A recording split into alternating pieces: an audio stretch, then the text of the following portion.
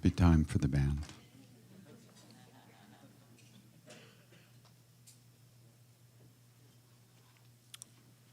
So, in our little fantasy world, we think, oh, you know, I'm feeling kind of funky today, maybe I should meditate. Or maybe I should do some japa, right? That's supposed to be good for me. Well, I don't think it works that way. One time we were sitting with Maharaji and he asked one of the women there, he said, "Why do you love me?" And she said, "Well, I don't know." And he looked at her and he said, "You love me because I love you." Now, who could say that? Okay? Who would say that except some kind of egomaniac? But in this case, I don't think that works. Come on. All right. Only love can say that. Love that already is. We think we're remembering God. We think we're doing our practice. Think. It's completely bullshit. We're not doing anything. We are being pulled from within by our own true self, by the love that lives within us. And, try to do something else. Good luck. Thank you, Kevin.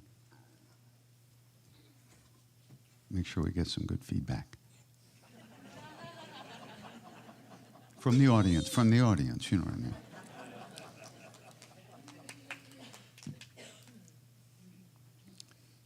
So yeah, I mean, the whole thing is we have this whole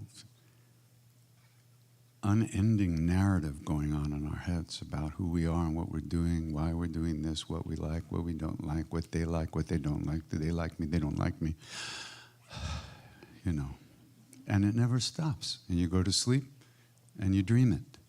And you wake up in the morning and you start once again writing, producing, directing, and acting in the movie of me.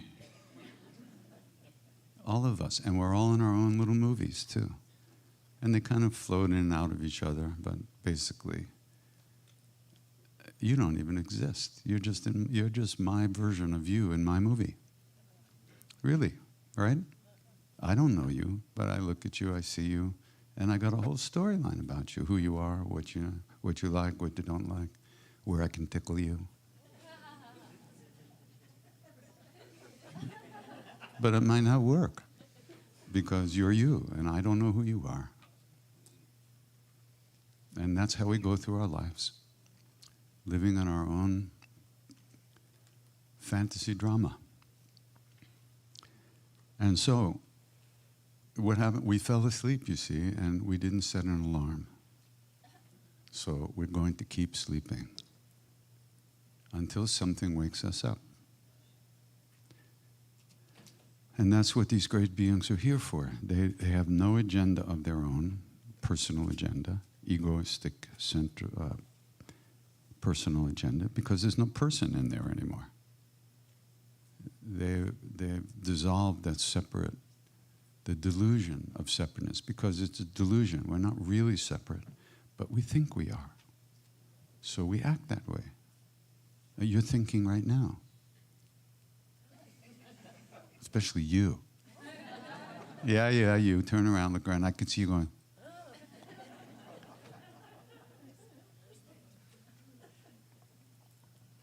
But that's what we all do. And we're so used to it, we don't notice it. We get in the car and we think. We watch a movie and we think. We do other things and we think all the time. Think. The thoughts are flowing. It's actually, we are not thinking those thoughts, right? When did you sit down and say, okay, I'm going to think now?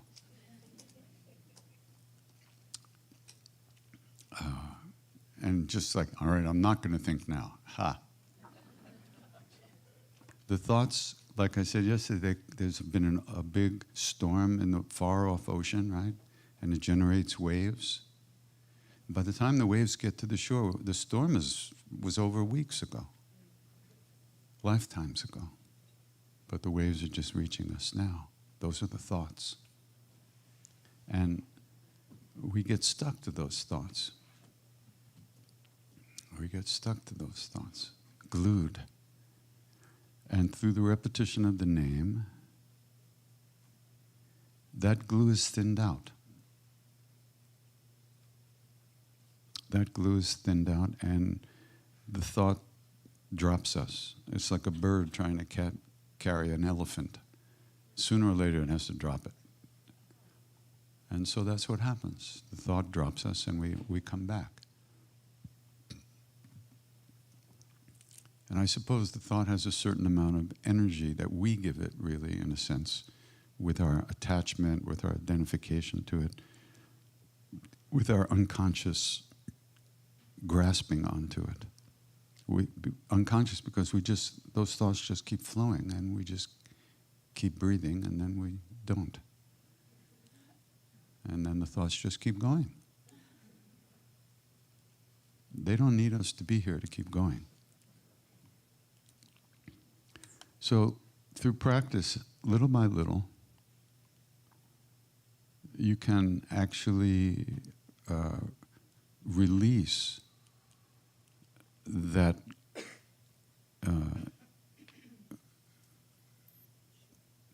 meeting with the thought, that getting glued to the thought, that can be released. And then you just watch the thoughts flow through, just like birds in the sky.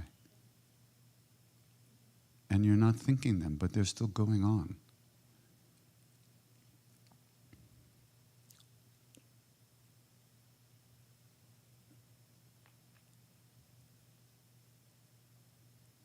Why would we do that, though? I mean, why should we even try to do that? Because we are not happy. And we want to be. We are not in love, and we want to be. We don't have what we want, and we want to have what we want.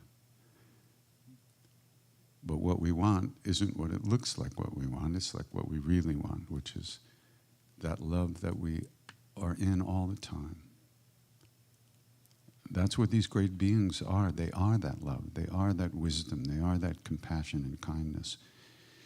But there's nobody being that in their case. It's just here. They're here. We're the ones who aren't here. They are here. All these pictures on the wall, all these beings are here. We're not. When we get here, we'll be with them. Which we already are, but we don't know it. That's what Siddhima said when she said, it's all grace, but you have to act like it isn't. Because we don't know. We don't know. So, every repetition of the name is a seed that we plant,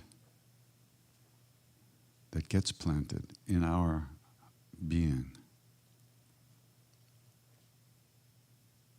And those seeds grow, depending on how we plant them, what kind of soil, what kind of attention we spend, whether it's just it's like throwing the seeds out like this and hoping something lands on the ground. But when we pay some attention, when we recognize that we're kind of tuning into some space that already exists, that helps us, that makes the seed planted more deeply. And Ramakrishna, the great saint, where is he? He's up there somewhere. There he is. 1, 2, 3, 4, 5 from the end. He once talked about how the practice of the repetition of the name works. He said that every repetition of the name is a seed.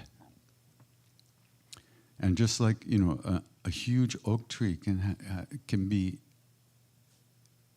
in a tiny little seed. The possibility is there. It's there. It's just not yet grown. So in every repetition of the name, so is what is named is already there. But we don't see it. We don't experience it. So he said, so The repetition of the name is a seed, and every seed has Shakti, has power, has possibility. And so the seeds get caught by the wind, and they get blown around. And some of the seeds land on the roof of this old house in the jungle. He's talking around the 1850s, a long time ago. And the houses, they had these clay tiles that were baked in the sun. They weren't seriously baked, but they were hard. And the seeds of the repetition of the name get caught between these tiles on the roof, right? And they just sit there. Rain, snow, wind, sun, seasons come and go. And little by little, those tiles start to soften up. They start to soften up, which means that the causes and conditions for those seeds to take root arrive. They start to be there, the right causes and conditions. So the tiles get softer and softer, and the seeds start to root, and the roots start to grow. The seeds of the repetition of the name. And the roots grow, and they destroy the roof of the house. And they keep growing. And they wind up destroying the walls of the house. The whole house is gone. Then Ramakrishna says, that house is who we think we are. The house is who we think we are. Me. So when me is not there, what's there? Everything. Space. Open space. Presence, being.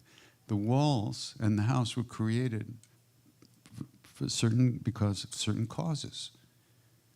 That's our karmic load, creating stuff, creating a me.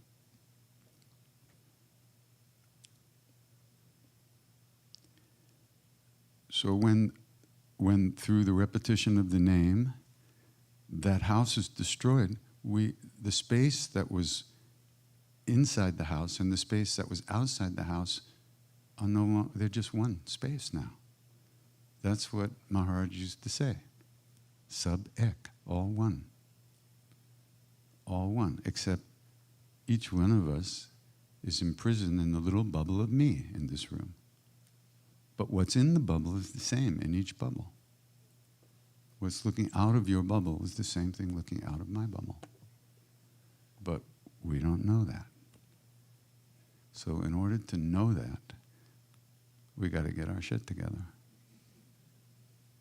You don't do it, nothing happens. It's okay. Problem is, after you leave your body, you won't have a television.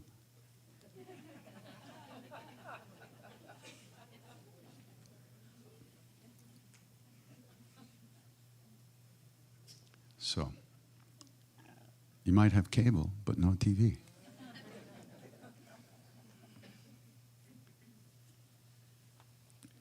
So, once again, and what doesn't Ramakrishna talk about? Now, this is the interesting part. What doesn't he talk about? He doesn't say how it's going to feel, how this whole process feels as the walls are falling apart and the roof is falling. Why? Because it doesn't fucking matter. That's why. That's just more me. How am I now? How am I now? How does this feel? How does that feel? Just do the practice and live your life, and maybe something will happen. Don't be writing down, today was a really good meditation. In fact, I'm still meditating as I write this. That's how good it is.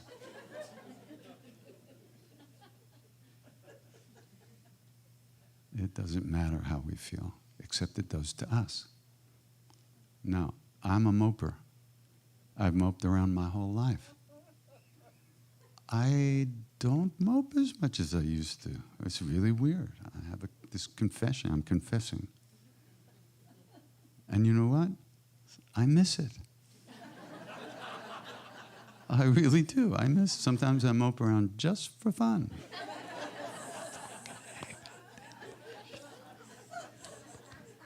It's so much fun.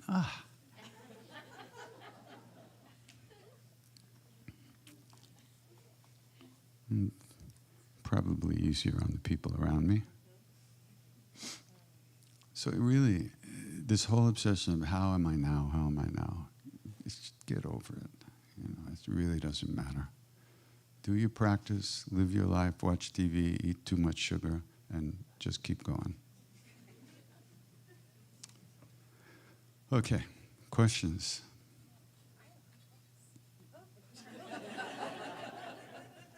Question. I don't have the mic. Give him 5 rupees, he'll give you the mic. Is there a bottle of water around somewhere? Thank you, Betty. That's somebody used it. She's going to get one, a fresh one. It's okay. It looks very fresh. Beto. Sí. That one looks good. That one looks good right there. Thank you. Right? Oh. Now I have 3. I wanted 3. Which one should I drink from? A, B, or C? Uh-oh. Polluted. Okay. Who's got the mic? Yeah, go ahead. It's funny that you started by saying that you don't know us. We make up stories about people, that we don't know.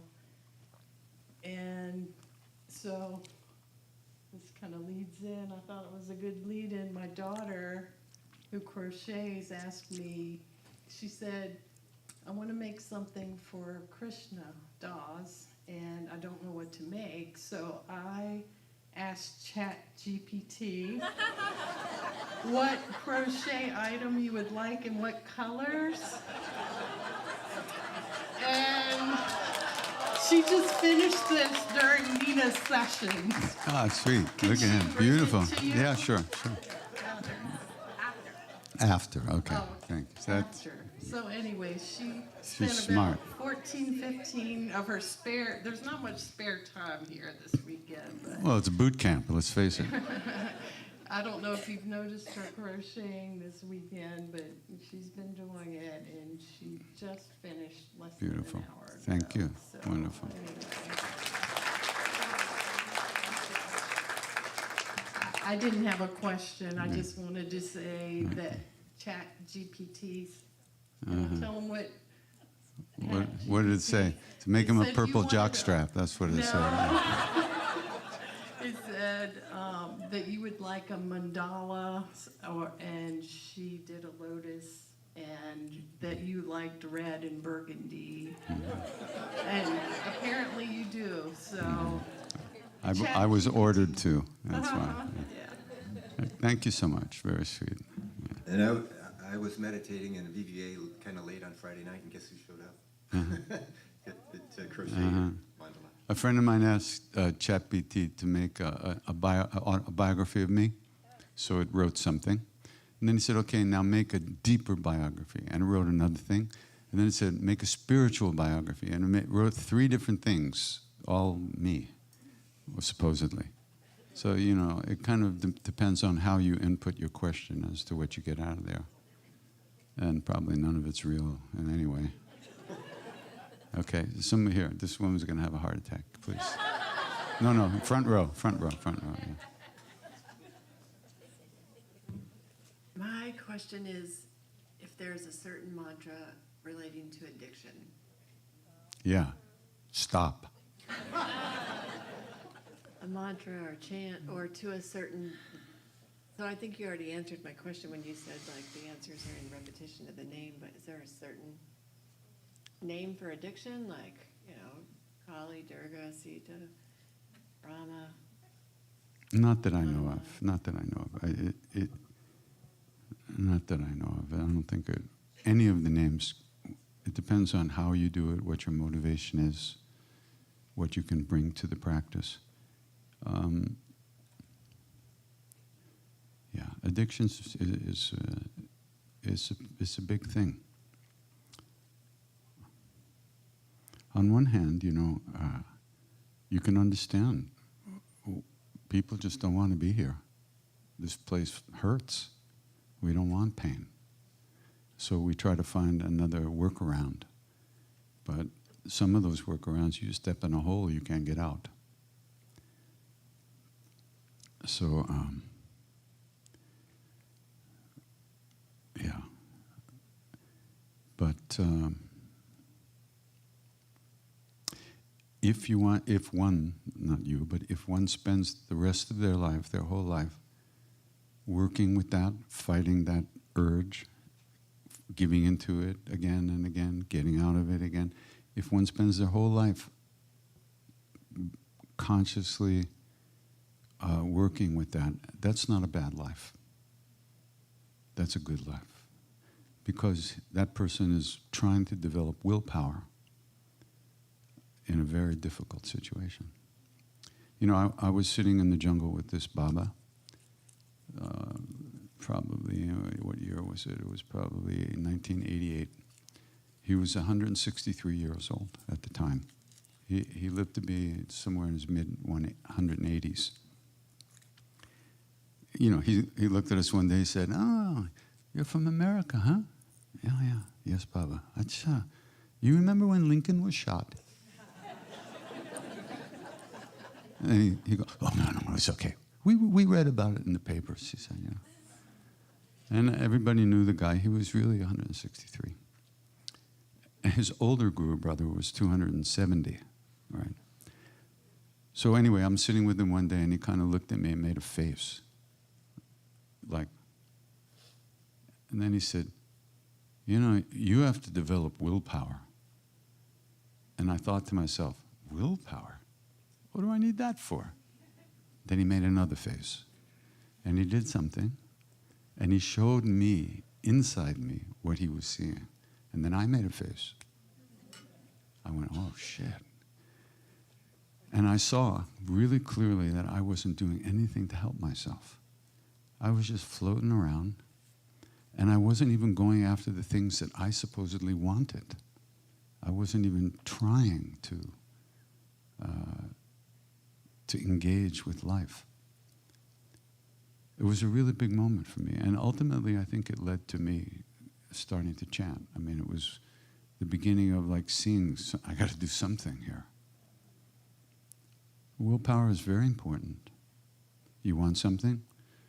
You know, you want there's ice cream in the freezer, right? Okay, oat milk ice cream, right? And so you want it. How do you get it? I'm raising my arm. The desire is there, but how do you satisfy it? Will. So we have lots of desires, but what about the desire to be free and to be happy? What strength is needed to really allow that to happen, to precipitate those moments, right? Big. The other thing I saw at that moment was that there's not two lives here. There's not like spiritual holy life and regular daily life. There's just my life. And I ain't using it. It was a really big thing. And I saw that if I didn't develop some sense of direction and some ability to walk in the direction that I wanted to go, that there was no difference between, that my so-called spiritual practice wasn't going to work either.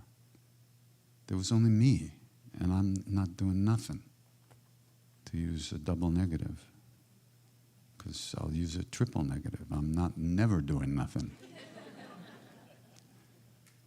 So yeah. So there's no, but on the other hand, any kind of practice that brings you back from new land to this moment, even for a billionth of a second, is a seed that you're planting, that one is planting.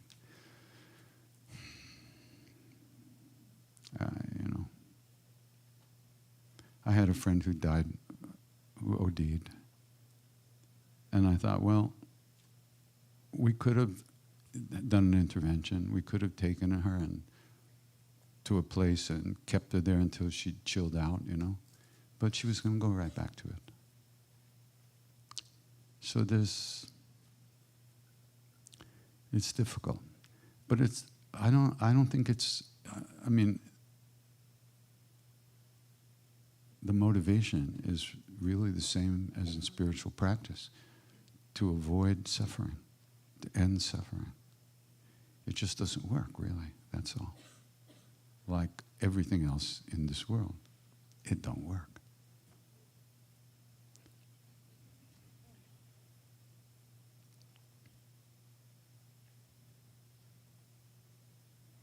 And some people, spend their whole lives going back under, coming up, going under, coming up.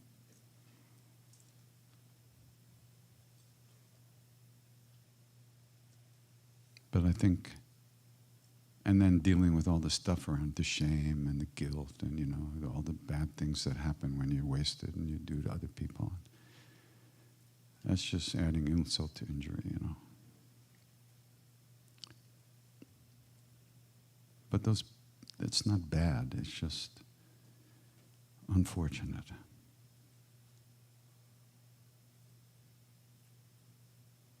But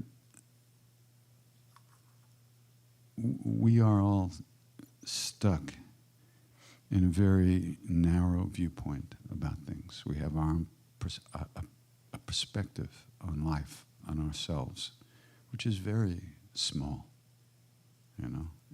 One life, for instance, very small. But it's also all we got right now, so.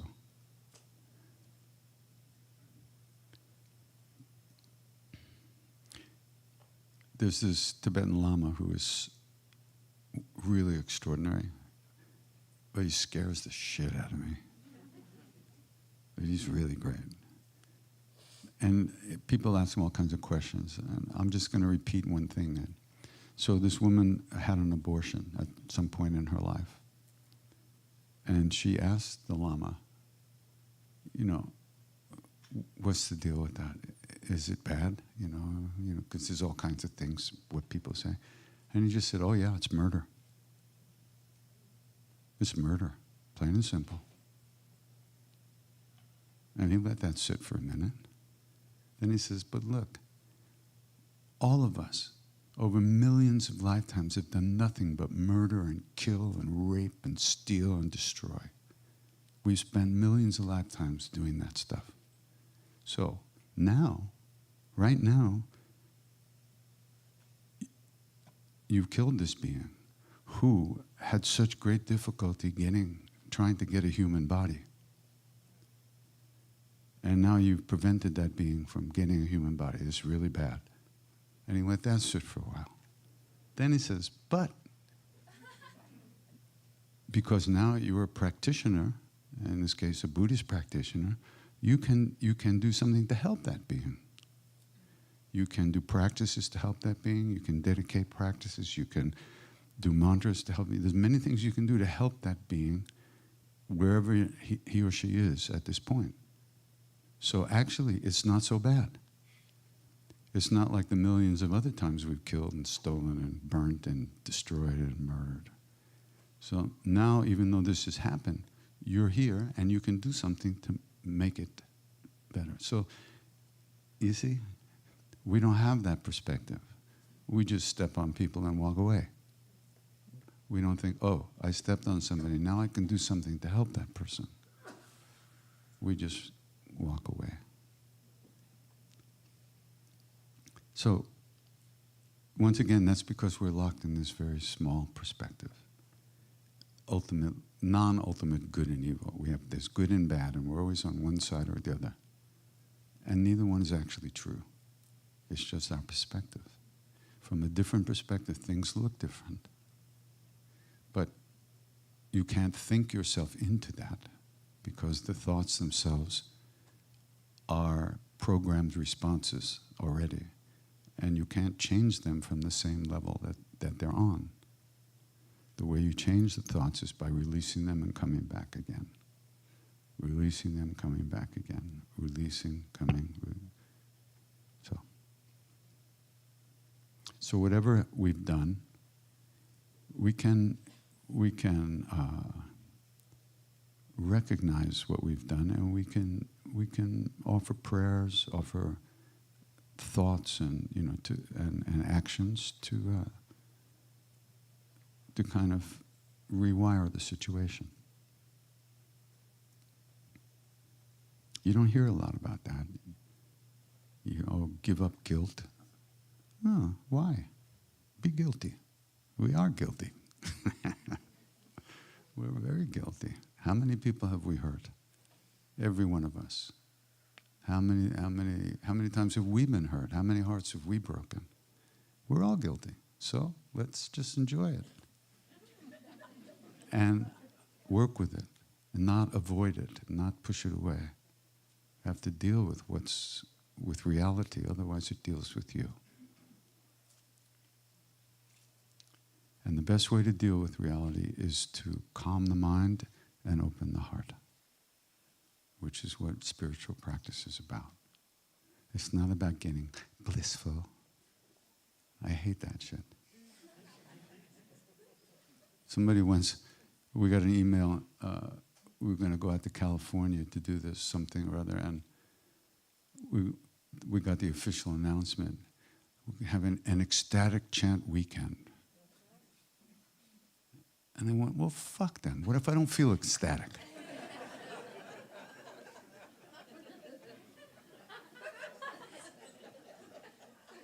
So I wrote to Nina. I said, these miserable pig fuckers, what if I don't feel ecstatic? What am I going to do then? What are they going to call it then? And unfortunately, I sent it to those people.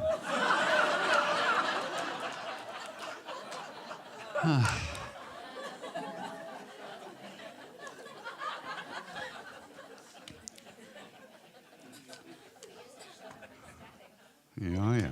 I'm sure they got ecstatic. That's the thing that really trips us up more than anything, okay? Our expectations. I'm going to meditate for 5 minutes. This is it. I'm going to sit here, And nothing happens. And fuck it, I'm not going to do that again. It's our expectations. But those are false. Nothing's supposed to happen. It already happened. We're here. We're just not recognizing that. We think that we're supposed to be blissful and happy and, cosmically orgasmed all the time. No, that's not the way it is. All those states come and go. You get a little blissful, it doesn't last until you become bliss. That's a whole other thing. So you see how neurosis takes over our practice. We're doing our practice to get something, to make ourselves into something we think we really should be, but we're not. That's called neurosis. And it doesn't work anyway. Just relax. Don't try so hard.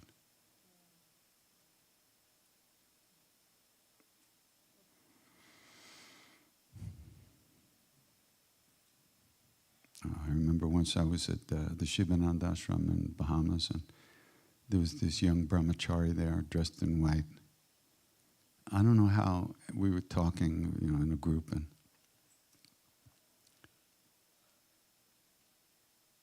I forget exactly how it came up. Something about drinking alcohol, and he said he never had a drink, right? And I was unfortunately in a cranky mood. So I said, yeah, have a drink, see how it feels. How do you know it's not good? Next year he wasn't there.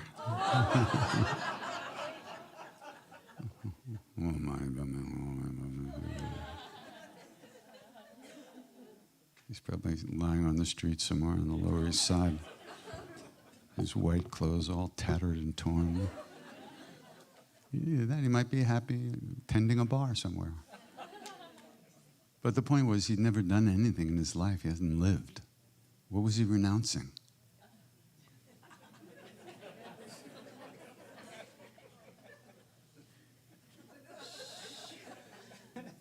It's tricky.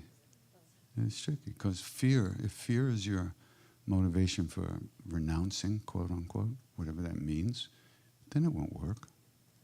And your fear is your motivation. Fear is going to be the plant that grows.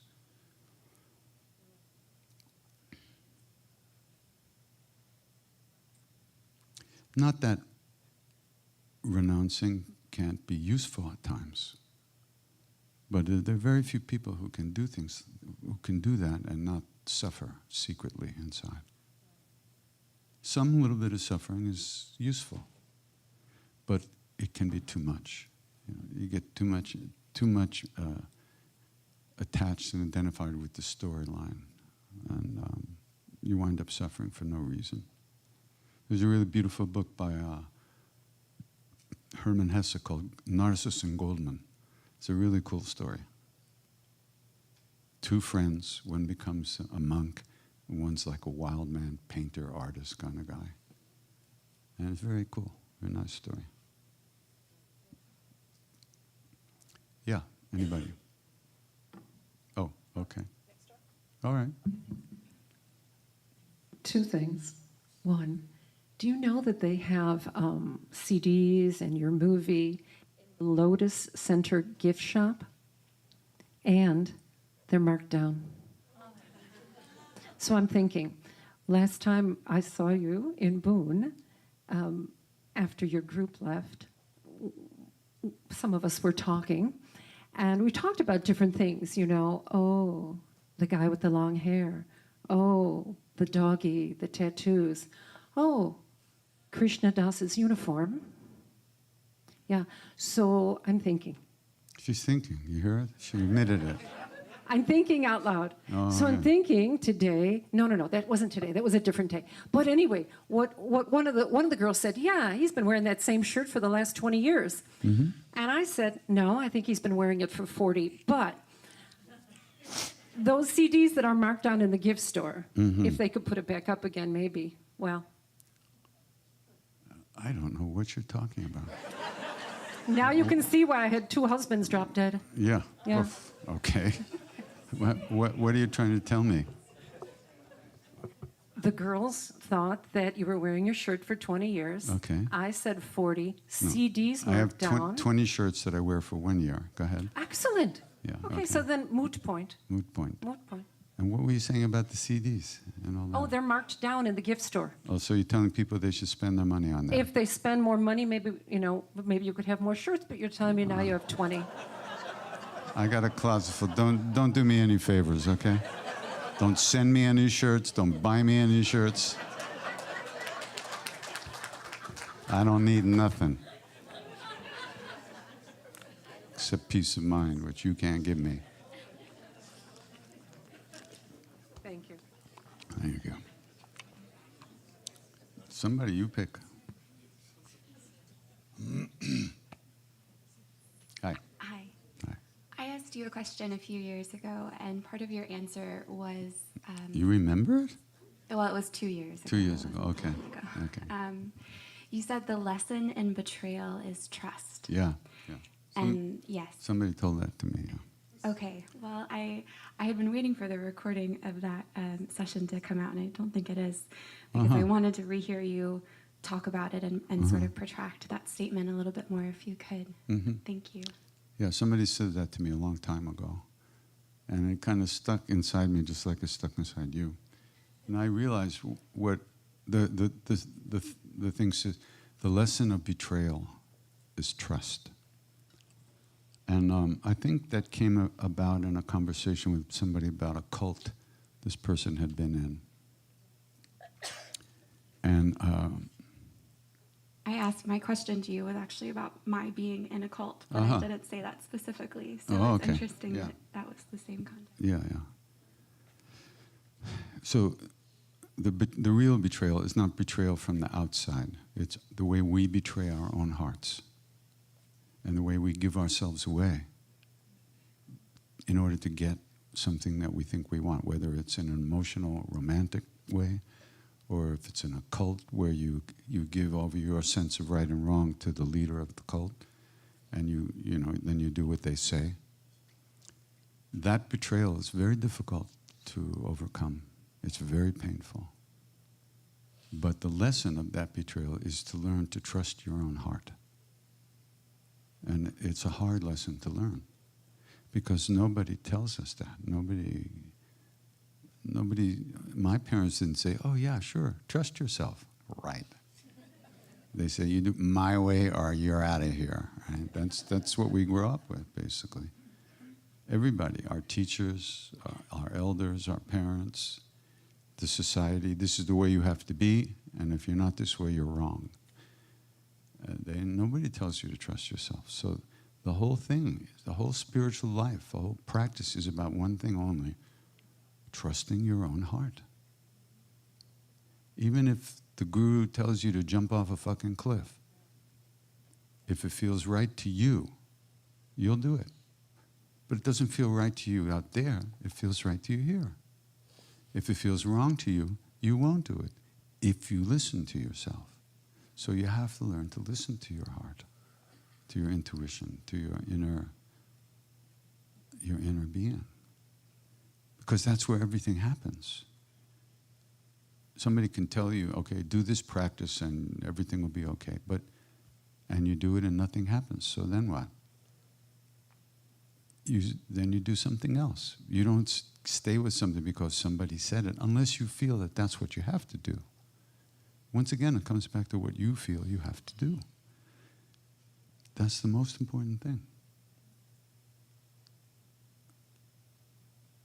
So the lesson of betrayal, the betrayal that we do to ourselves, is that we learn to trust ourselves.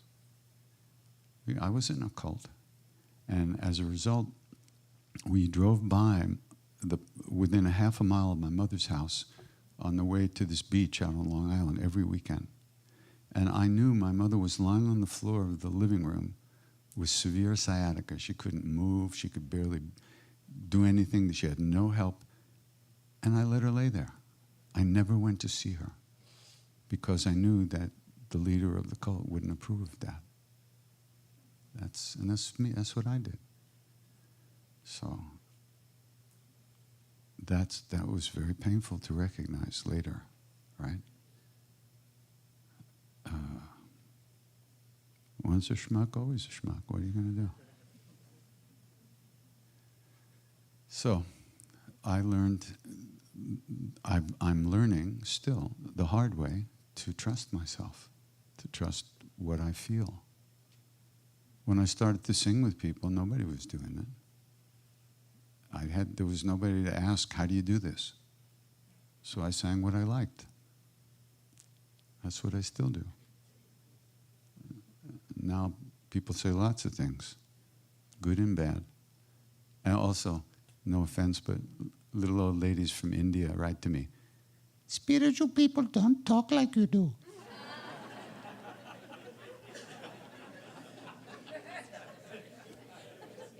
Too fucking bad. Don't listen. What do you want me to do? I get a bunch of those every day.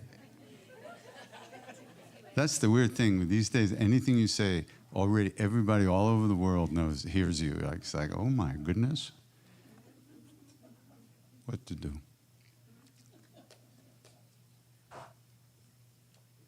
Thank you. Yeah, thanks. Are you okay with that? Okay. There's nothing wrong with being in a cult. We join those situations. We get pulled into those situations because we want to be happy and we want to be loved. Like in my situation, it was right after Maharaji left the body. I just needed somebody to pat me on the head and say I was a good little boy. And for a couple of years or more, that worked, But then I realized what was happening, and gradually I got out of that scene. But motivation was okay. The motivation was to find love. It's just like everything else in this world. The way it really isn't the way it looks, or something like that. Yeah? Where are you? Thank you. Yeah. I was very moved yesterday in a conversation that you had with a woman who was nearing the end of her life. Where is she? And- She left. Maybe she popped off. Oh, no, she's still here. And you kept telling her, that's a thought, that's a thought, Yeah. that's a thought. Yeah, yeah.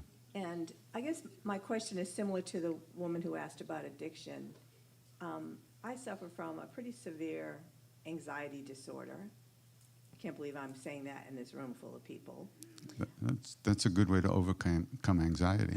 Thank you. Jump right in. So, I mean, I know what I'm supposed to do, but I have a problem with my mind. I have a problem with my thoughts. They just overpower me. I try to go back to my breath. I try to meditate. I have bodily anxiety, bodily sensations. So I just wondered if you had any thoughts about that. Would you like to rephrase that question? Do you have any no thoughts about that? Thank you so much. I really appreciate you asking. That took a lot, I know, and that's a good thing. Take a lot. Yeah. Yeah. Well, Thank you. that shows you have what you need in there. It's already in there. You know what you know. You have what you need, and when you ask that question, you gently or not gently allowed those other things to move to the side and did what you had to do. That's what you have to do. And you can. You just did it, so we know we can do it. And what makes it harder is the story on top of it all. It's like, you know what you should read? There's a great book called Mingyu Rinpoche is his name. He's a young Tibetan Lama, really great Lama, great teacher. Mingyur, M-I-N-G-Y-U-R. The first book he wrote, he talks a lot how he suffered from panic attacks. And then, because of the tradition he was in when he was very young, maybe 9 or 10 or maybe even younger, he had to start a 3-year retreat where he's going to be alone, except for meeting with his teacher for 3 years.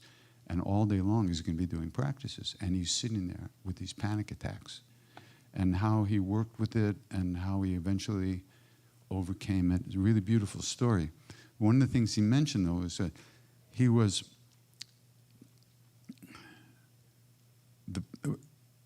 more afraid of the fear of having a panic attack than the panic attack itself. Called anticipatory anxiety. Very good, thank you.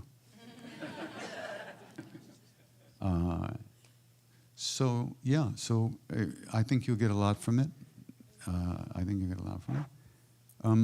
There's one technique that actually his younger brother, his older brother, another Lama, talks about, calls it the handshake technique. So you're sitting here, and then you notice this panic, this fear. It's a fear coming, right? It feels like... So if you greet the fear, like he calls it a handshake, say, "Oh, hi, how you doing? Yeah, you're back again? Oh, yeah, you were just here, weren't you? Like a minute and a fucking half ago? Yeah, you were, all right, okay. Well, come on and have a cup of tea. What do you like?" So the minute you greet the feeling, whatever feeling it is, you're not in it exactly the same way. But once again, you can't hold on to that. You can't hold on to not being in it. Then you're no longer greeting the feeling. It got you again. So but it's just a way of separating yourself even momentarily from that initial rising of the fear. But yeah, it's a great book. And it's a true story. He's a beautiful Lama. I mean, wow. He's really fantastic. The difference between Buddhism and Hinduism. So you got this old jalopy, right? Down the road, and it breaks down. The Buddhists, they got the manual. Okay, you do this, you fix this, you move this, you go, and then the car runs. The Hindus, they sit down on the ground, light a candle, and do some prayers, and the fucking thing goes. That's all. 2 different practices, same result.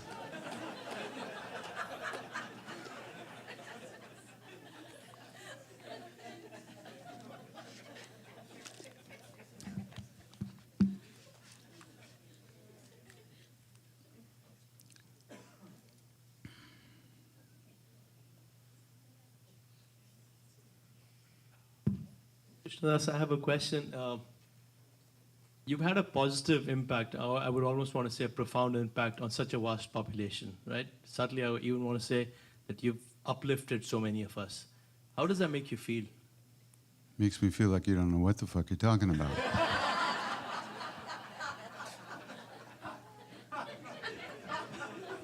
Next.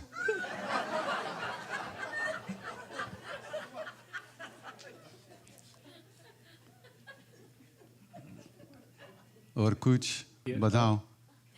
Do you have a story or an incident when Babaji spoke of a time when he will no longer be in his body?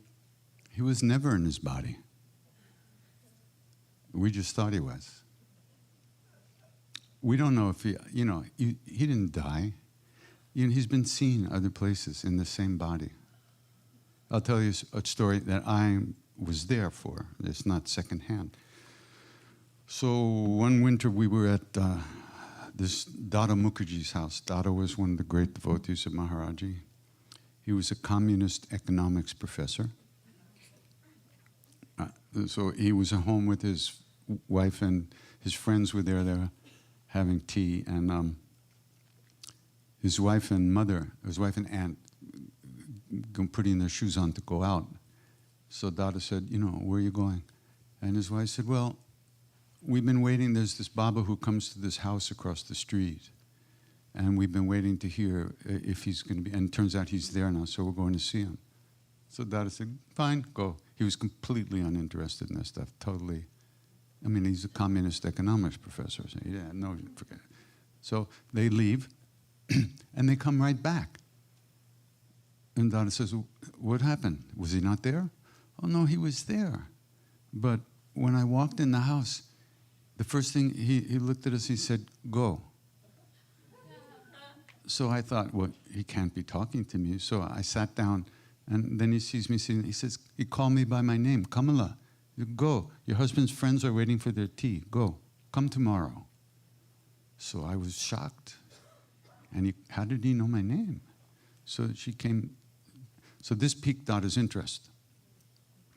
So the next day, he goes across the street with his wife, and he walks into the house, and the Baba stands up, takes his hand, and starts pulling him across the street to his house, to Dada's house.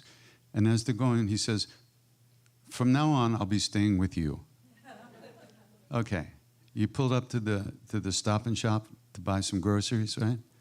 And you come out with your groceries, and some homeless guy gets into your car and says, from now on, I'll be staying with you. I don't think so. But this is India, and this was Dada, and this was Maharaji. So from that day on, he starts coming to Dada's house and on and off.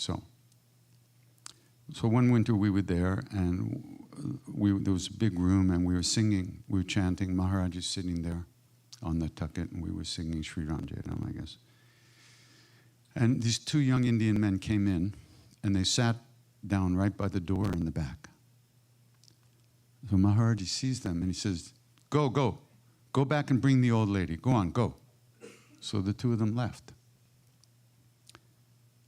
Sometime later, they come back with a very old lady, and they sit down in the back of the room. And Maharaji gets up, and he goes out, and he sits in his room, and he calls them in. And the old lady is just like, she's going, Baba, Baba, how could you be here, Baba? How could you be here? And Maharaji is saying, Ma, shut up. Shh, shut up. Shut up. She's going, Baba, I don't understand. How could you be here? How can you be here? How can you? Ma, shut up, shut up. How can you be? Oh, Ma, I died and I was reborn in the hills. Now, would you shut up? And then he gave prasad and they left. So Dada, who was like the FBI, he sneaks out the back door and he catches them at the gate. And he says, what's the story? And this woman who was in her 80s, she said, she was the aunt of one of the boys. And the boys had stopped there on their way to see Maharaji because they knew that their aunt loved sadhus. And they said, we're going to see Neem Karoli Baba. Would you like to come? And she said, Neem Karoli Baba? He was my grandfather's guru. I used to sit on his lap when I was a kid. This is some imposter. So, so when they came back to get her, she went.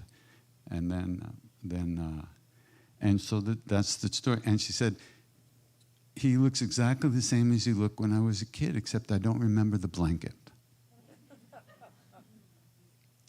So, what? Explain that to me, and then I'll tell you a story. Okay, let's say he was, so if she was 8 and now she's 80, that's roughly 70 years before, and he looked like he was about 70 at the time. So how does that compute? It's not compute. It doesn't make sense. Add that to the fact that he was seen after he supposedly left the body, in the body, and other places. And then, there's another story. Siddhama used to tell us that Maharaji used to talk about other Babas. Oh, there's a Baba lives there in this fort. He's called Fort Baba, and he's very good. He feeds people. And there's this other Baba over there. So when Maharaji disappeared, the Mas decided to go around and meet these Babas that Maharaji used to talk about. And they get to the place, and they find out the Baba just left his body. And then they describe the Baba, and they describe Maharaji to a T. Come on, there's just no way. You can't explain it. You can't understand it. You can just enjoy it. It's a Leela.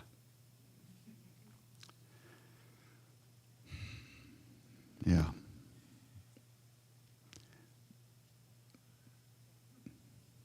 What more can we say? Hi. Where are you? I'm here. Well, I'm here too, but where are you? I'm here, right here. Oh, okay, thank you. You got to raise your hand, do something. Give me a break. Yeah, okay. Thanks for being here, first of all. My question is, what was the biggest lesson you learned from Maharaji? Okay, did I learn anything? I don't know. The biggest lesson I learned, oh boy.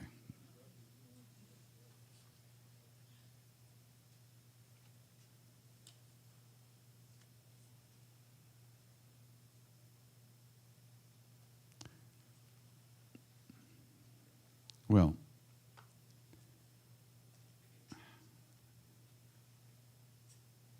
I don't know if that you could say it's a lesson, but I know that real love exists because of him. I know that. And that's a life-changing kind of thing. Yeah, it's not hope. It's not. I didn't read it in a book. Up to the time that I met him. But by the way, I met him when I met Ram Dass. That's when I first met Maharaji, actually, before I met him in the body. At that moment, walking into the room where Ram Dass was sitting, something happened, and I knew that whatever it was I was looking for was real, and it was in the world, and you could find it. I didn't know what it was, but I knew it was real, and you could find it. And that was life-changing.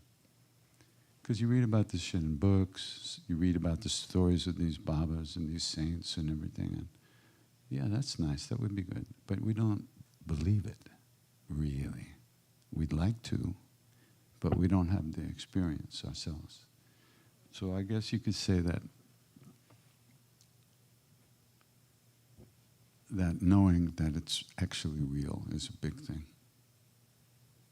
It puts everything else into perspective. Although we forget, and we get stupid, and we get hurt, and, depressed and angry and all those things. But still, we know it's real. That makes everything just a little bit different. It means even when the lights go off, there's still a little bit of light left. And the lights do go off again and again. But there's always light there.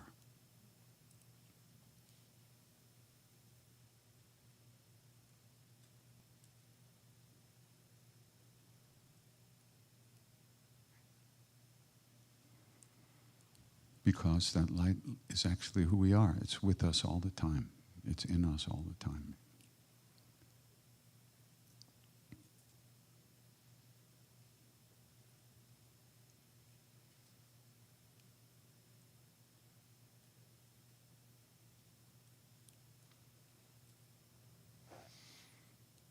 Next. Hello. Hi. I have a question regarding how to overcome boredom when you do your chanting or some sadhana. Like initially you feel very excited or energetic, but later, like after some time, it gets boring. So Yeah, there's no hope for you. Next question. I have another question. Wait.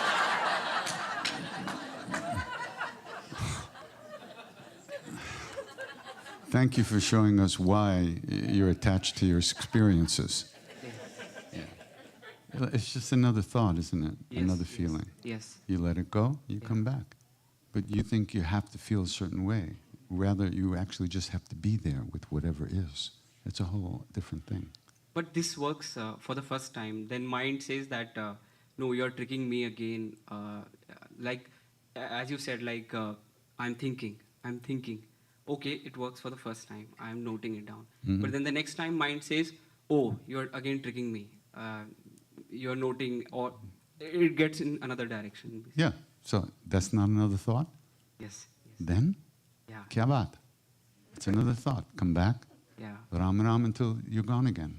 Then you notice you're gone, then you come back. Ram Ram. Then you're gone again. Then you notice you're gone, then you come back. Ram Ram. Then you're gone again. What's the problem? Yeah. You're a human being. You're totally fucked like everybody else. Enjoy it. Yeah. Makes sense. But why should one thought all of a sudden, oh, it's come back twice, it must be ultimate reality? Hello? Yeah. Let it go, come back. Let it go, come back. The problem is, once again, expectations. Yeah. You think you're supposed to feel a certain way. You're not. You are not supposed to. There is no particular way to feel that's better than any other way.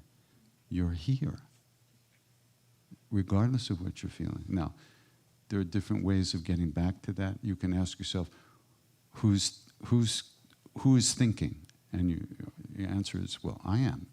Well, what am I? Who am I? Well, I'm Frank. Yeah? Who's Frank? Me. Who am I? What do you mean, me? You have a way of coming back behind the thought again and again, but it takes, you know what, they call it practice. Yes. Because you have to practice. Yeah. Yeah. Okay. Yeah. One next question is, so You see how quick he went right through that?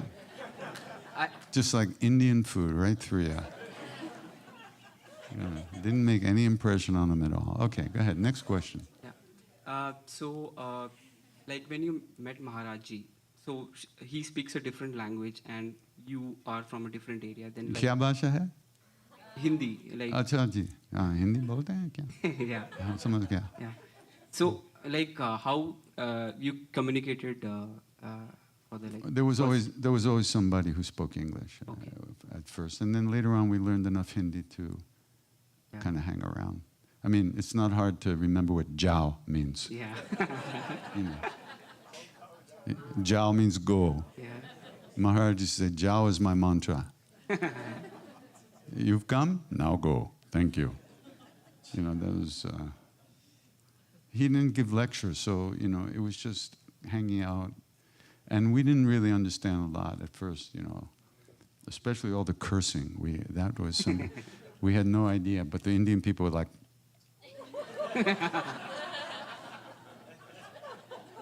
And we go, like, what's he saying? What's he saying? Oh, nothing, no problem. He had the dirtiest mouth in the three worlds. There's nobody that could curse like this guy. But he knew everything, you know. He did. So he was, one of his best words was chalak and badmash. And those are the easy ones. For you Hindi-speaking people, how about benchud? We won't translate that. Tic-tac? Yeah. Very good. बहुत अच्छा लगा. So when you're thinking, just say, मैं तो benchud हूँ. Come back to your breath. Yeah. Thank you.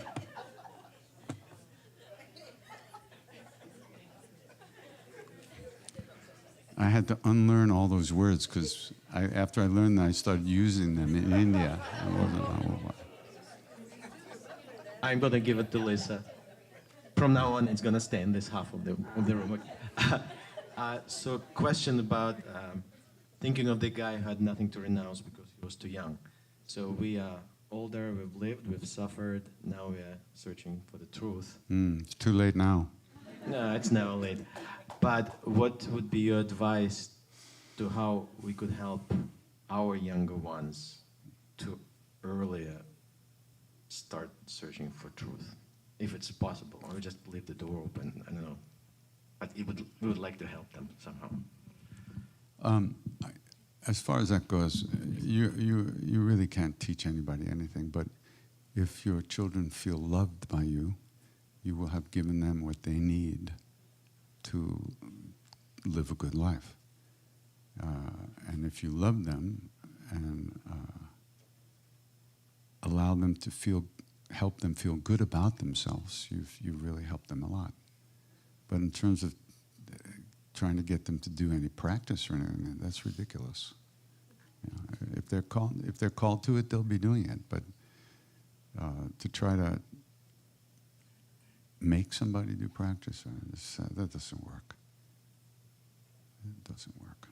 But expressing your love and your caring and your kindness to your children and accepting them for who they are, regardless of your own ideas about things, you give them some inner strength to deal with all the bullshit out there.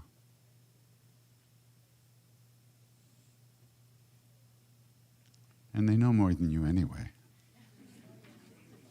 I remember once I came in the kitchen, through the kitchen, my daughter was sitting at the table, and I saw the dishes hadn't been washed, you know, and I was in really bad mood. She just looked at me like, you're talking to me? And I just realized that I had, I just blurted all over her, but she didn't take it personally. She just, excuse me, They know more than us.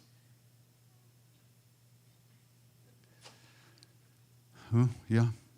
Hi, Krishna, Das. I'm Lisa, and I've experienced probably 30 times that apprehensive anxiety from raising my hand and not getting called, and so now I'm a little nervous, but I'm going to say this. Yesterday, you made a comment about everything is known. Everything we're doing, it's all known, and I do believe that. But, that goes back far for me when, raised Roman Catholic way back and God's watching you, and everything was known. So that was a very scary thing for me. And now I'm faced with situations, like I have intuition, and there are certain things that I think I know because I just feel it. But the known, and my question will be about Maharaji and knowing, is that... So my idea of the known, everything is known, because if I am everyone and everything, then I should know everything. But maybe, I don't know, why do I not know everything with everybody? And like Maharaji, I guess because he's such an enlightened being, could know everything. Or God, however you want to say.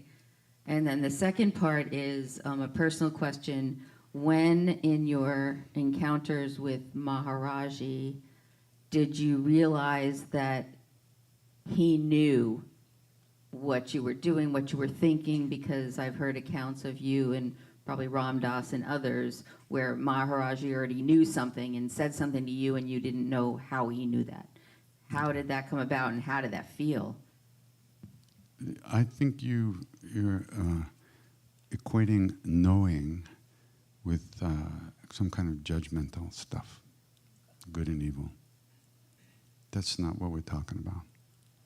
It's just knowing. There's nothing hidden. Every action is available. It happened. And so there are beings who know that stuff because they don't judge. Omniscience, to attain the level of omniscience, you can't have any ego.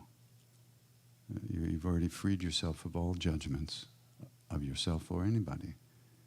You know why somebody did something. You know what they're going to do. And if Maharaji knew the past and the future and the present, but there was no sense of being judged at all, ever. It was only love, only acceptance. The way we are. He didn't make us all wear white clothes. We hated each other, the Westerners. Yeah, you got in between me and his feet, I'm gonna fucking kill you, you know? We didn't, there was like cliques. Some people liked each other, some people hated each other. It was like, because he just let us be who we are. He didn't try to change us, because he loves us as we are. That's real love.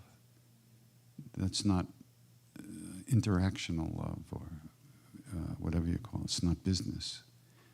And as far as every moment, it was obvious you knew what was going on, and I mean, little thing. It was a lot of times. It was just little things like it came time to have. It was tea time in the afternoon, so the guy comes out with a big kettle of tea. So I'm sitting there and thinking like, I should, maybe I should just distribute the cups to people. And I'm thinking, no, I don't want to do it, that's just my ego. I want to serve, I want to look good, I want to do it. But I want to do it. No, I'm not going to do it. Maharaji says, serve the tea.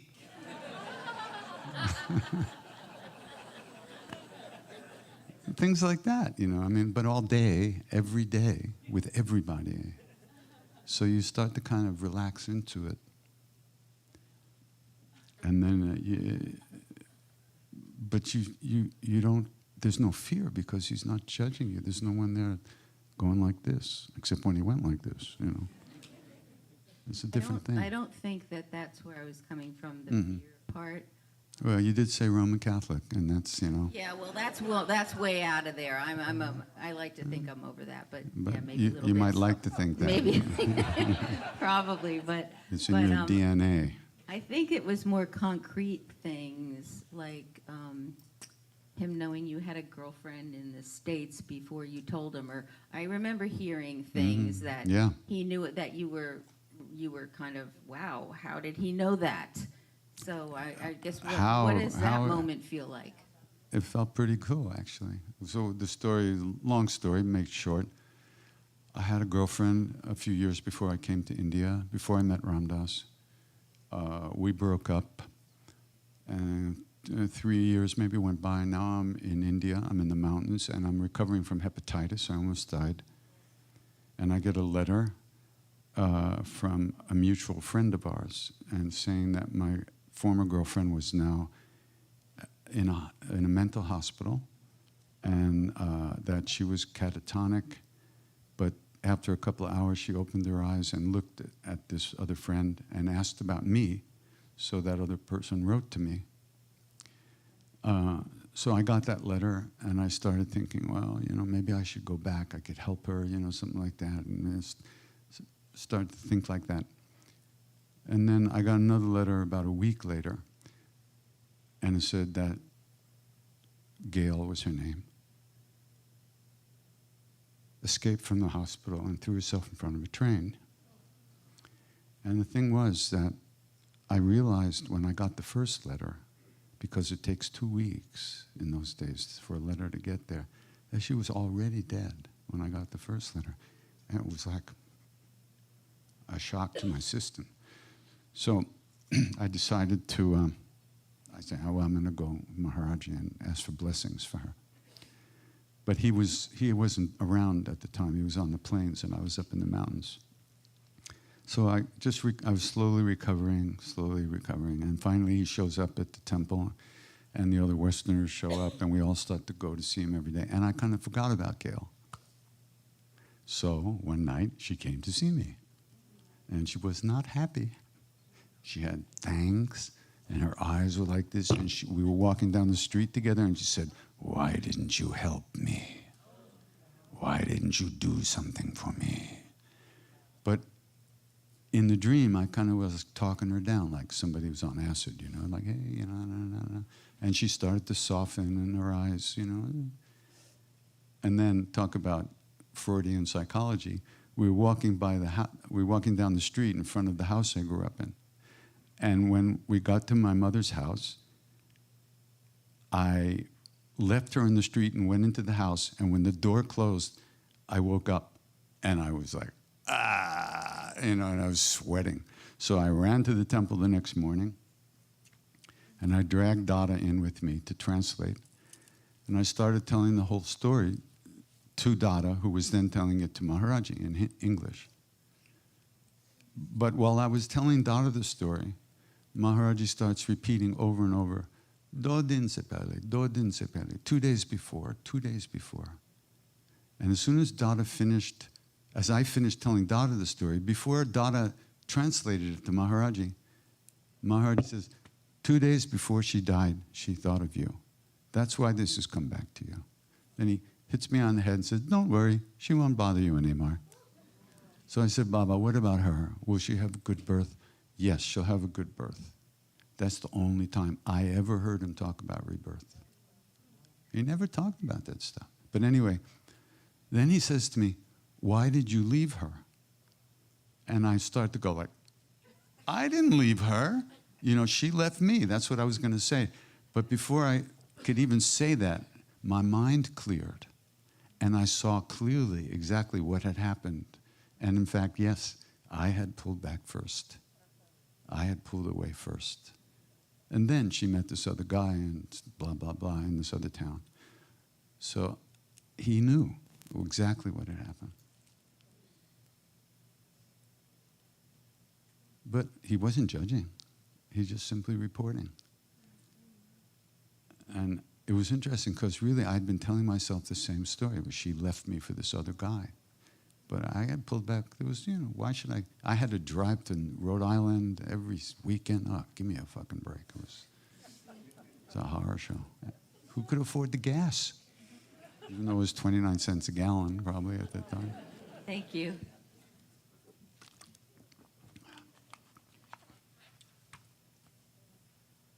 Hi.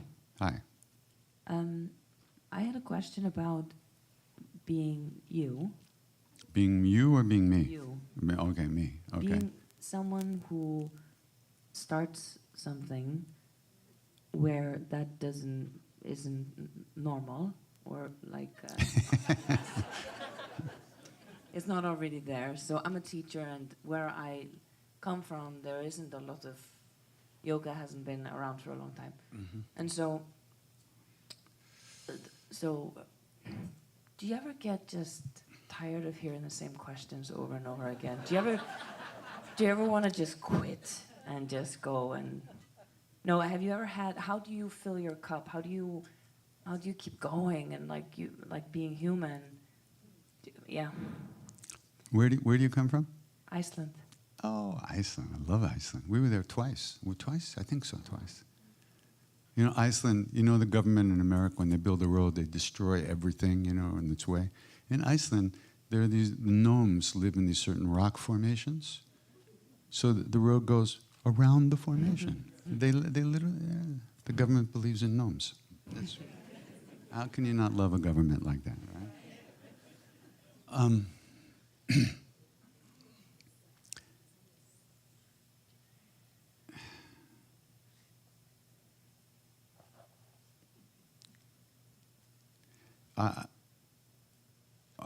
How can why would someone get tired of living and being in love?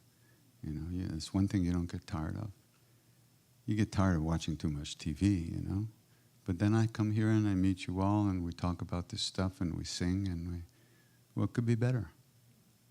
It brings me back to Maharaji's presence again, deeper and deeper and deeper, which is where I want to be, but can't be all the time because I'm stupid.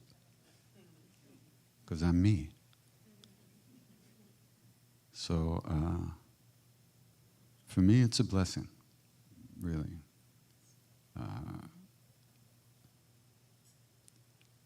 As someone who spent a lot of their life in a black hole, it's refreshing not to have to go there. So I'm just using you all. I'm trying to tell you that, And I'm making you pay for it. What the fuck, eh?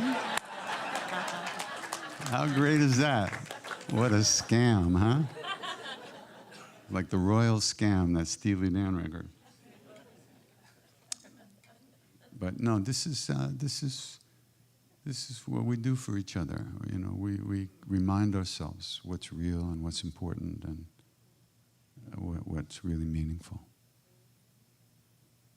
So, do you live in Iceland still, or you live here? Yeah, I have a yoga studio now there, and people listen to me, and it's sometimes overwhelming. Huh. Good advice. Let me give you advice. Thank you. Don't say what you don't know. That's all. Just be you. Yeah. And share your experience. Don't give a lot of fancy ideas to people that you don't know yourself, and then you'll be fine. But a lot of times we think we have to kind of, we want to help people maybe, but before we know how to help ourselves. So that's why I quit singing the first time. You know, I started singing with people, and I saw, whoops, I can't deal with this. I'm not qualified for this. I'm not pure enough. I want too much, and I'm going to just fuck everything up. So I quit. And then something, life changed, and I felt ready to do it. So you have to be you, and you have to be honest with yourself. But if you're just sharing your space and your experience, then you're not projecting anything on anybody. And if they project on you, you don't take it seriously because you didn't cause that. You didn't invite that projection. That's the main thing. We get tired scared when we accept people's projections. Me, I really don't give a shit what you think about me, good or bad. So I'm going to say whatever I feel like I have to say. I'm not going to try to suck you into liking me by not saying what I have to say. So just be you, and you can't go wrong, because you're okay, as you are. And so are they. But they know it maybe a little less than you, maybe not. Just share. That's all. Just share, openly and honestly. Thank you. Iceland. Boy, we had a great time there. It was so and you know what? You'll never believe this. They have Cheerios in Iceland. Hey, can't go wrong. Hi there. Hello. Thank you so much for. Little Mike, thank you. Hello. Yes, that's where we go. I had a question about some of the conversations that we were having yesterday about how relationships are transactional and you can't really change anyone and don't expect anything of anyone and let people be who they are and just kind of coexist. But, I get that when you say it in the context of a master and a student, right? Because the master needs nothing from you. They're pure love, and they're just there as a conduit. Hopefully. Right. But that's not true in a human, husband-wife relationship, or, because you're both there to fulfill something or gain something out of it. Because if not, why bother, right? So. Oh, wait a minute. Why bother? I love that one. Why bother? Why bother?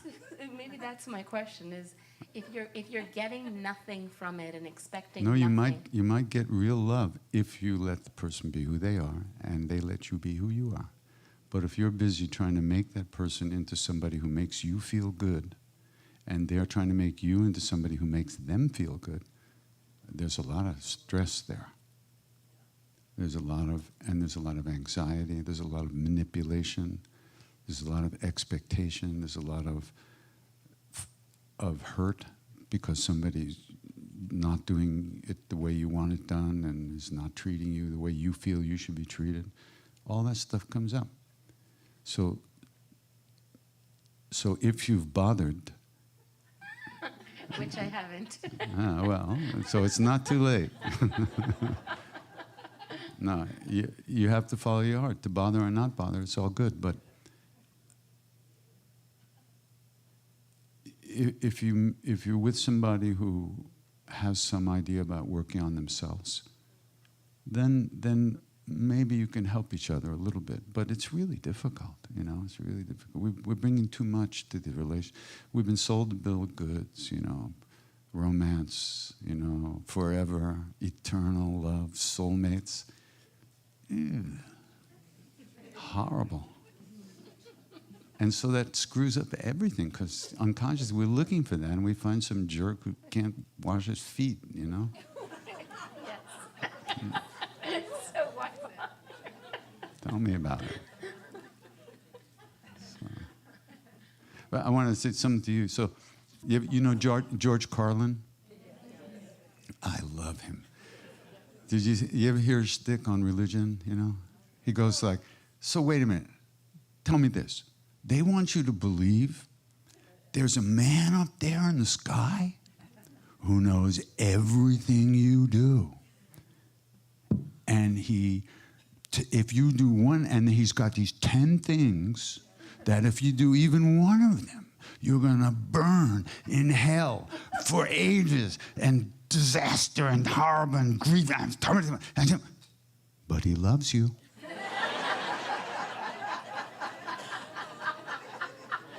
He loves you and he needs money. He just can't handle money. Oh my God, he's so fucking great.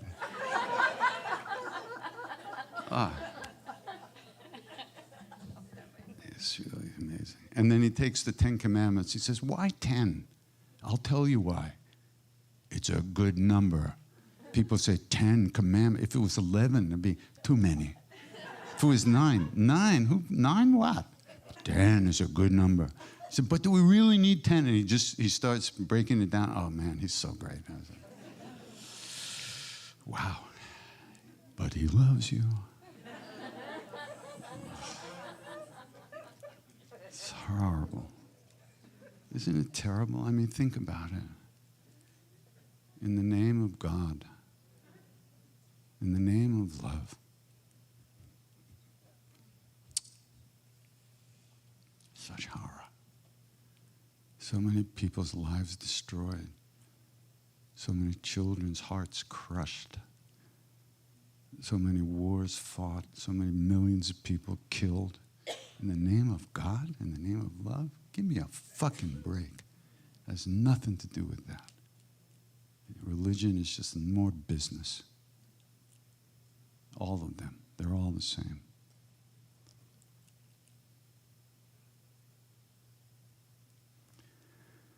What to do? That's this world.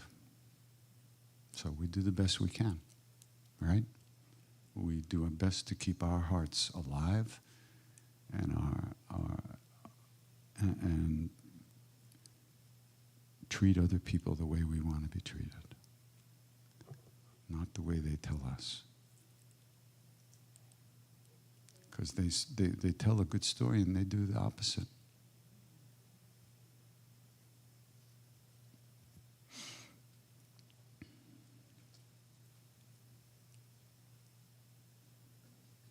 Hello. Hello. Hi. Hi. You've told some very strange and incredible stories today.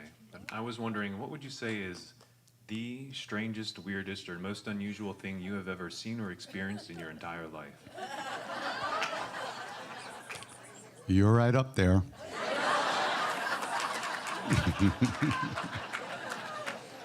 Sorry, you can't give me a straight line like that and expect not to get something back. Say what?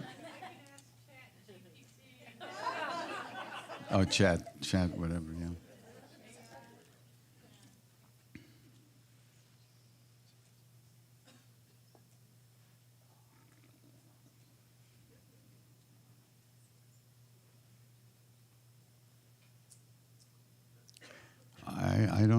can't, nothing's coming up that fits that particular little category that you defined. I was trying to make it as broad as possible. I don't know what. What are you really looking for?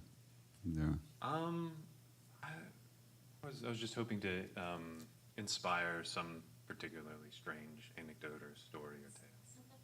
I was thinking, so what would you say? Okay, I'll try to re-ask this. You die, and it turns out one particular section of Christianity was correct. You meet St. Peter at the pearly gates, and he says, okay, you know, you did all your work here, everything's good, we'll open the gate as soon as you tell me the one thing. You forgot your mission, you were actually here to experience the weirdest, most incredible, unique thing out of any other human that the least of these humans would believe. What would you share with them? I just click delete and go through the gates myself. Fair enough. Yeah.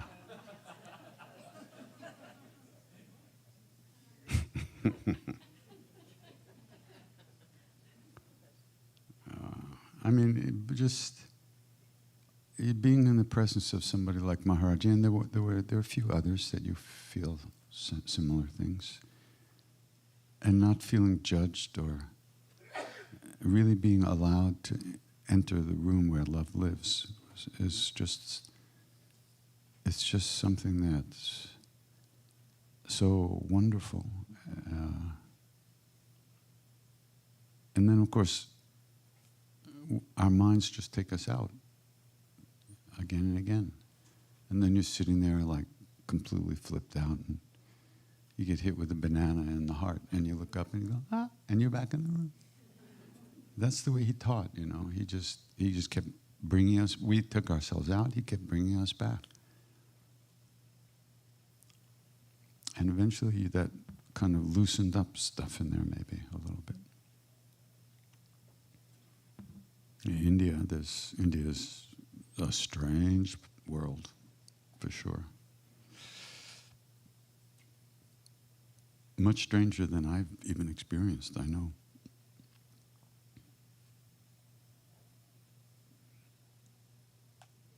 Sitting on a houseboat in the Ganga, watching the bodies float by. Late at night, it's creepy. But it does something to you.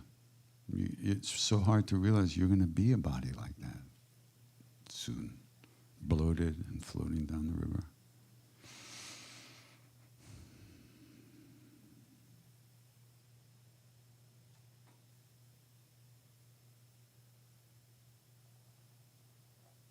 And meeting the people, being taken in to the family of devotees so wonderfully, so sweetly, and given so much love and affection and food, so much food. Just really,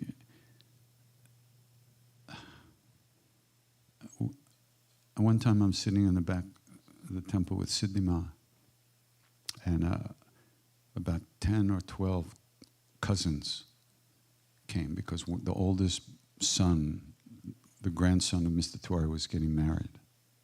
So they all came to the temple to see Ma and get blessings and everything. And I'm sitting back there with Ma, and they're all sitting there, and I'm looking at them, and there was so much love among these kids. It was so beautiful. I was just sitting there going like, and Siddhima looked at me and she said, "You see, Krishna Das? You see? You see?" What did she say? She said, You see what you're missing having been born in America. This family, this sweetness between this family. It's boy, yeah. That's one thing about Indian families for the most part. Now, this is before Asian MTV hit Delhi, okay? Nobody worried about being thrown out of the family or unloved. Nobody, they yell and scream and argue like, and really, but there's no fear that somebody doesn't love you. It's like, and so Mr. Tiwari, he used to love to argue.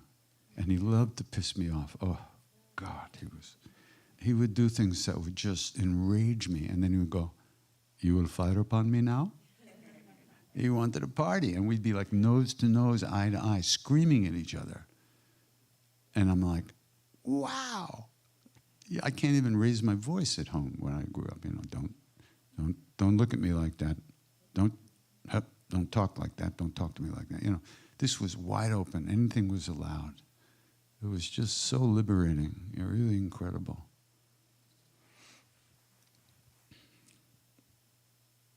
It was a blessing. They really took care of me, the Tawaras and the Shahs up in the mountains.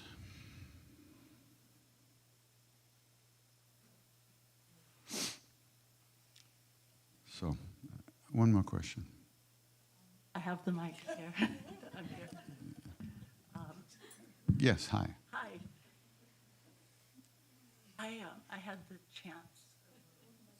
I had the chance over a span of years to attend some of the Open Your Heart in Paradise retreats with Ram Dass and you and others. And the last one was in 2018, about a little more than a year before Ram Dass died.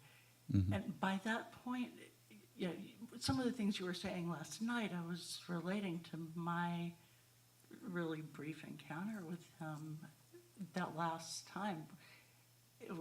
He was like kind of transparent. It was like this love coming through him. Yeah. And so my question is related to that, how it seems like the personality, the small self kind of dropped away more and more. So then I'm wondering, are you in touch with him now? And if so, it would be... He talked about hanging out with his guru, with Maharaji, and I'm wondering, so it's a specific question, but it has kind of a general abstract connection to what is the self and what's small and what's large. And if you have a sense of his continued being, then what would that be? It's just presence. I feel him here. I feel Maharaji here. Whenever I look, they're there. So my job is to remember to look. That's what practice is about. Presence, being here all the time. We're the ones who aren't here. They're here.